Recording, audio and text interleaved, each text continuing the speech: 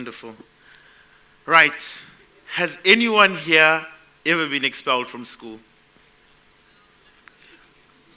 No one. Does anyone here think I've been expelled from school? No takers. Yes. How old do you think I was when this happened? 16. 8. Okay. Nice to hear where you think the zenith of my delinquency was. I was actually expelled for the first time from school when I was 2 years old. Yeah, much to my mother's dismay and frustration. And here I was a few months before the incident, as you can see, and I consider this one of my earliest childhood memories and a defining moment in how my life would unfold, as dramatic as it may seem, for a 2-year-old.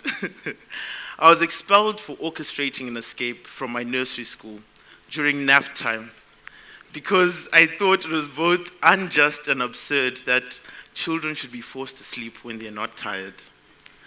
Thus, I plotted my escape with my friend Trevor, and while my obedient peers fell into their slumber, it was time to launch my plan into action. Once the teachers had gone to tea, of course. Trevor and I began our covert operation, and we bypassed the security, and we were on our way home. And when we were found, or rather captured, I was 2 kilometers down Samora Michelle Avenue, which is one of the busiest highways in the country. My mother was furious. I was banned from playing with Trevor. I've never seen him since then again. And I felt robbed that I could not have my Michael Schofield moment, for any Prison Break fans out there, if there are any. But this taught me a valuable lesson, in hindsight, of course, is that I have an innate desire to live in the world I hope for, rather than live in the world as it is. And at that age, this involved naps, and later, 23 years later, at the age of 25, this involves international development. The title of my TED Talk is What We Do in Life Echoes in Eternity, from Marcus Aurelius in the movie Gladiator. This may seem a bit cryptic, so to explain to you a little more, I'll give you some context to where I'm coming from and tell you a little bit about myself. I come from Harare, Zimbabwe. I was born to a liberator turned dictator until I was 23 years old, and I was bullied a lot throughout high school, mostly because I was small and scrawny, which made me a very easy target. So thank goodness I grew up a little bit. However, life really began for me when I joined Model United Nations. And I'm sure many of you are familiar with it here. I know Qatar is a big MUN country. And I instantly fell in love with MUN. You have no idea. And it wanted me to do more, to go outside of the conference room and have an impact in my society. I wanted to take action to teach and inspire young people to realize their potential and make an impact in the world. I believe realizing your potential is one of the most liberating experiences a person can go through. It sets your soul on fire with an eternal flame that is kept alive by continuously challenging oneself, and not only realizing that you have limitations, but the only limitations you have are those you impose upon yourself. Now, some of you may be thinking this sounds a bit airy-fairy and ideological, so please allow me to elaborate. I am currently the director of Online Model United Nations. As you can see here, these are some of the people I've worked with around the world. And I'm sure thank you very much. I'm sure some of you have heard about this program and participated in it. And when I first joined Online MUN, I had no internet or Wi-Fi at home. So you can imagine how difficult this must have been for me. But I love the entire concept of it, giving open access to quality education that was completely free to anyone with an internet connection. It made me think that somewhere out there is a shy, bullied kid like me in another country who may be empowered and realize their potential too. So I was barely able to participate for the first 18 months due to my lack of stable internet access. But I had all the vigor and verb to contribute in any small way I could. And that's exactly what I did. Fast forward from 2012 to 2015, I am now the director of OMUN, something I never would have dreamed of, and these are some of the people I've worked with around the world. Thank you very much. Building and diversifying our program to increase accessibility for students from around the world and to start community-based initiatives that went from talking about issues online to taking action on the ground, which is what really matters, right? Then this made me realize that ideas are not what changed the world. The wealthiest place in the world is the cemetery, because it's where all ideas that were never acted upon go to die. Taking action on our ideas is what truly changes ourselves and in turn changes the world around us. And I got to see firsthand the power of providing open access to quality education and leadership opportunities. And my journey continued from there. I am currently a advisory board member for Hope for Education and Leadership in Afghanistan, and also known as HELA. As well as this, I'm an expert advisor and now a consultant for the United Nations Office for Drugs and Crime for the Education for Justice program. And these are opportunities I never applied for, funny enough. I've just always wanted to make the world a better place, but I had not quite grasped how to as a young person. And as I moved into my teenage years, I realized I cannot change a world I do not understand. And this was partly influenced by Sir Arthur Conan Doyle in the Sherlock Holmes series, where he wrote a quote that I still carry with me to this day. It says, "My mind rebels at stagnation. Give me problems, give me work, give me the most obtruse cryptogram or the most intricate of analyses, and I am in my own proper atmosphere. But I abhor the dull routine of existence. My mind craves mental exaltation." The more you realize you don't know, the hungrier you become to feed your appetite, not only to gain knowledge, but to develop an understanding through experience. And this was a peculiar conundrum I soon wanted to overcome by traveling, but I could not exactly afford this. So I had to look up funded programs online, and that covered the cost of participation. Another part of my journey, a new chapter now. Now the only task left was how to make myself eligible for these programs. I first started by finding out the eligibility criteria, then looking at past participants. And I quickly realized I have not done enough in this life to be of value to these programs. It was time to act and build upon my experience so that I could be of value of these programs and discover the world so I could understand it better. For there's a significant difference between knowledge and understanding. Knowledge comes from learning, while understanding comes from experience. The two are complementary and depend on each other to have the maximum utility. As I gained knowledge, I needed experience. I submitted hundreds of applications for many jobs and programs across the world, and I was constantly receiving rejection letters until I reached a point where I just stopped applying. I never wanted to write another cover letter again. So I started reflecting. What would I be able to do with what I already have at my disposal and that's accessible to me? Not only that, but how do I become so good at it that other people and organizations would want my expertise? So I went to work, working in civil society in Zimbabwe as an intern, simultaneously working for Omen while advising HELA and being an expert advisor to the UNODC. All of these which were not paid at the time, by the way, besides my internship. And I learned how to design programs, implement projects, write grants, negotiate with donors, and much, much more. In the process, the success and reputation of my programs slowly began to grow, much like a bamboo shoot. Slowly at first, then all at once. My work began to grab the attention of organizations and conferences and institutions who I've formed healthy relationships with now. And what has carried me further than any university transcript is being able to act on my word and interact well with others, regardless of our differences. For you soon realize that at the end of the day, our differences are secondary to the goal we're both pursuing. Forming human connections to work towards a mutual goal is the most underrated skill of the 21st century.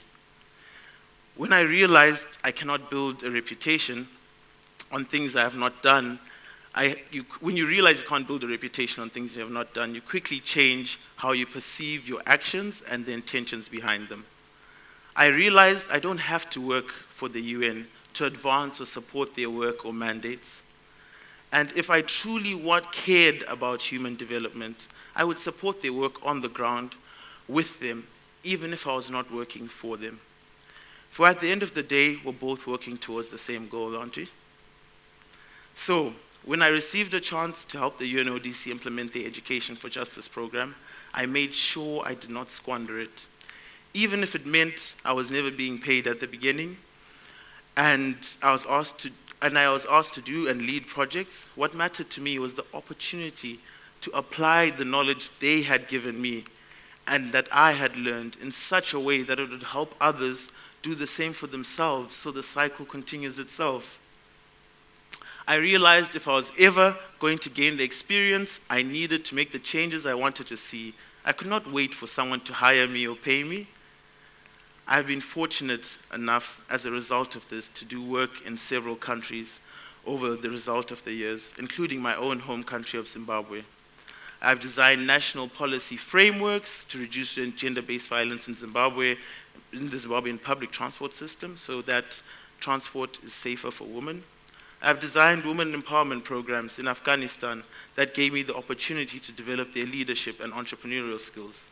I have also run human trafficking campaigns in Ethiopia and chaired a Gender Equality Summit in Prague.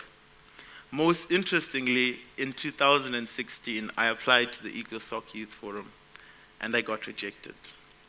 In 2019, I was invited by the UN as an expert advisor for a thematic breakout session on youth with youth delegates, government officials, UN experts from around the world, and later moderated a session with the Secretary General of the United Nations himself, my friend, over there. And he later even tweeted me. Thank you. In all these various efforts over the years leading up to this very TEDx talk, taking action has been the empirical factor of all the outcomes. In all the initiatives I've voluntarily supported, youth have been at the forefront. Young people, just like you and me, sitting in the crowd, organizing this TEDx event, running the IT, taking the photos. Youth have turned these ideas into programs. These youth-led organizations have mobilized themselves and other students to create the changes they want to see in their community. They have taken it upon themselves to take the actions necessary to create the world they want to live in, because waiting is no longer an option. My actions started all those years ago, volunteering for online Model United Nations, late at night on the school computer, but because of my limited internet access, of course. But slowly, they're beginning to echo across many nations. Working with young people from Kenya, Taiwan, Ethiopia, Afghanistan, Gambia, etc., was always a dream of mine that I'm now currently living. I still can't believe it sometimes. And I had no master plan, to be honest. I was only committed to understanding the world around me and taking action on what I learned. As an extremely extroverted person, as some of you may have noticed, I have an insatiable appetite for knowledge that will lead to understanding. Any friend or colleague of mine will tell you this. I often ask the most bizarre questions in the office, like, if you expect the unexpected, does that still make it unexpected? Followed by a weird look from them. And the point I'm trying to make with this is that to encourage you to urge your intrinsic curiosity. For this is how you pursue what fuels your fire. This helps you discover your passion and where it resides and leads you to act. It's that curiosity, that what if, that what I wonder. Us young people are going to inherit the earth, and not the future, not the older generations. So the responsibility is incumbent upon us to act accordingly. I guess I realized this as a rebellious 2-year-old walking down the highway. And that I wanted to be the change I want to see in the world. It should scare and excite you that today, tomorrow, next week, next year will be determined by your actions. We are the most influential demographic in the world. Youth are innovating faster than governments can make policies to slow them down or stop them. All over the world, from social media to solar power systems. It is the youth at the forefront of changing our daily lives and futures. In taking all these actions, I also urge and caution you to understand that to understand the world around you, the people it's made up of, and to be empathetic and mindful of people and the different experiences they go through, how they've shaped them, and how they'll continue to shape them. Most importantly, I urge you to remember to treat everyone with compassion and dignity, for in doing so, you show them how to do the same to others. With understanding comes peace, and with peace comes prosperity. One of the most useful skills I've learned, and I'm continuously developing, is the ability to understand myself, my peers, my friends, my family, the environment, and life as a whole. In high school, they teach us how to learn very well. What they often forget to teach us is how to unlearn. It is not being about right or wrong, or imposing superiority or inferiority over one another. Simply put, what I've come to discover is that life is like one giant puzzle. We all don't know what the complete puzzle looks like. However, within us, we hold a few pieces of this puzzle. And through our actions and interactions and experiences and the right actions, we get the opportunity to exchange new pieces and old pieces with one another. The goal not being to complete the puzzle, but to gather and exchange enough pieces to develop perspective on life when you look at it. And in this way, when you have enough pieces and we develop this perspective on life, we can work towards making life better for one another in this world that we share. Young people, you are the custodians of the future. It is incumbent upon us to mobilize and act now if we ever hope to see the future we want. I challenge all of you in this room to act on something this year. Whether it's art or poetry, sport or robotics, supporting your local civil society organizations or your local governments, or even something as simple as being more helpful at home.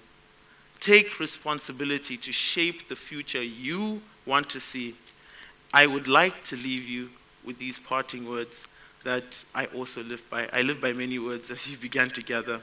Never give in, never, never, never. In all things, large or small, great or petty, never give in except to convictions of honor and goodwill. For what we do in life echoes in eternity. Thank you.